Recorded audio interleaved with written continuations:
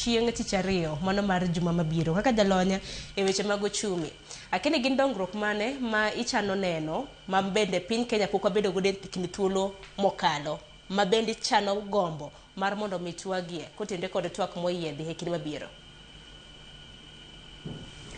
Aparo ni Sharon, kapok aduoko penjo mipenja to yiena mondo adoga chien kuma odhiambo ne wuecha ni atemo pogora kode paro kowacho ni mbaka no ok onego wachak goyo sani.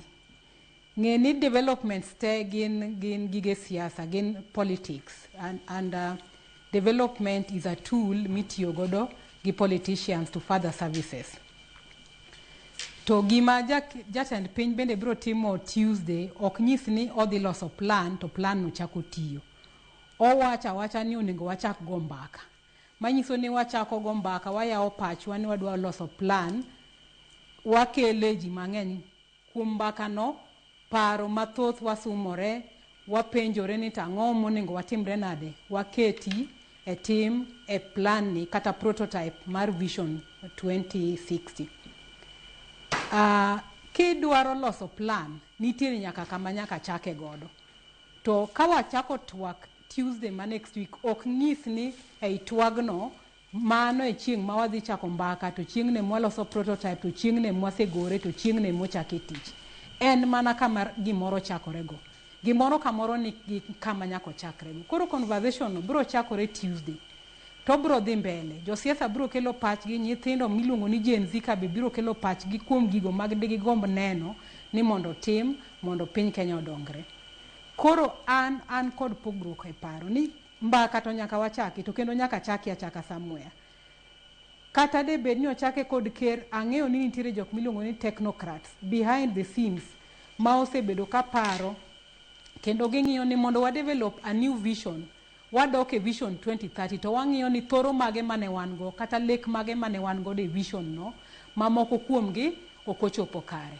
Mar ariyo, lessons mage, gin puonjruok mage mwasomo e kinde mane wa implement Vision 2030.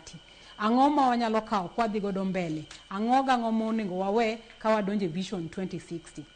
Mar adek en ni gains mage, ber mage ma waseyudo e Vision 2030 ma wanyalo ting'o kwa dhi godo e mise machielo mar ariyo miluongo ni Vision 2060. To gin mage ma wanyaka watimre nade, waduoki. Kuom ranyisi, Odhiambo wacho kata ni nitiere projects mano bedo earmarked e 2030 ma moko kuom gi Konza City gini ka mo mention ma poko timre nade, poko chop kare.